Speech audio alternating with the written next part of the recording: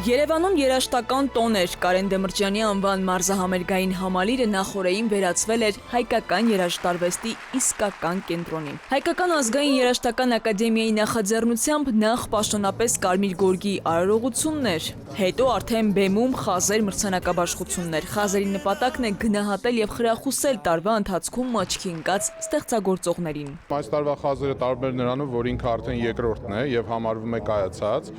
Կարծում եմ, որ խազերը այս տարի ավելի շատ խոսվեց խազերի մասին, որը որ միայն տանում են ճանապարհը, որտեղ որ մենք գնում ենք։ Այս տարի երևի քննարկումները ավելի շատ էին, ինտրիգաները ավելի շատ էին, բայց կարծում եմ, որ դա մասն է կազմում այս ամբողջ իրականության։ Շատ հստակ որոշումը կայացրեց լինելիության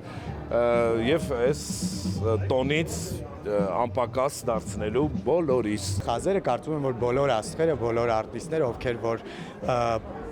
իսկապես աշխատում են այնպես, որպեսզի իրենց նկատեն, այնպես, որպեսզի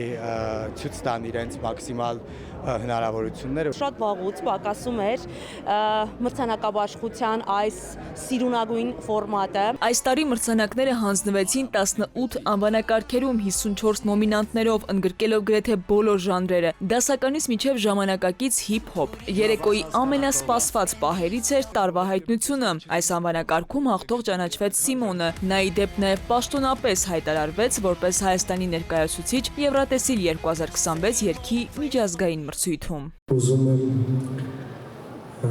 այսպես կրանից անկող ասել իմ տղաներին, զույգ տղաներին, ձեզ եմ շնորհակալ, որ ինձ միշտ ուժ եք տալիս։ Փոփ երաժշտության ոլորտում առաջատարները պահպանեցին իրենց դիրքերը։ Արամեն Պետրին ճանաչվեց տարվա լավագույն փոփ երգիչ, իսկ Իվետա Մուկուչյանը լավագույն փոփ երգչուհի։ Ինձ փոքրիկ sense էլեկտրական շոկ էր, որպեսզի ես աշխատեմ,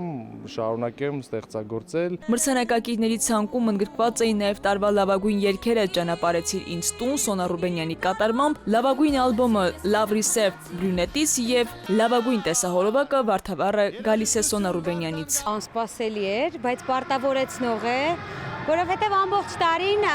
քրտնաջան աշխատանք է։ Ժանրային անվանակարգերում եւս պայքարը թեժ էր։ Լավագույն ռոք խումբ ճանաչվեց Նեմբրան, հիփ-հոփ եւ R&B ուղղությունում Միշոն, իսկ քաղաքային ֆոլք ժանրում Տաթև Ասատրյանը։ Մրցանակը կիսում ենք մեր լսարանի, մեր նեմրացիների հետ, որովհետև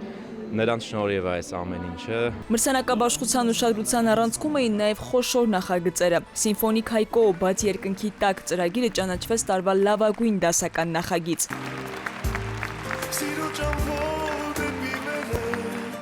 Հայկոն հենց կկիսեր այս մրցանակը իր բոլոր երկրպագուների հետ։ Խազե 2026-ը եւս մեկ անգամ հաստատեց հայկական երաժշտությունը զարգանում է, միավորում սերունդներին եւ վստահ քայլերով ներկայանում միջազգային հարթակներում։ Քնարիկ Պետրոսյան, Գրիգոր Հովսեփյան, ժամը լրատվական։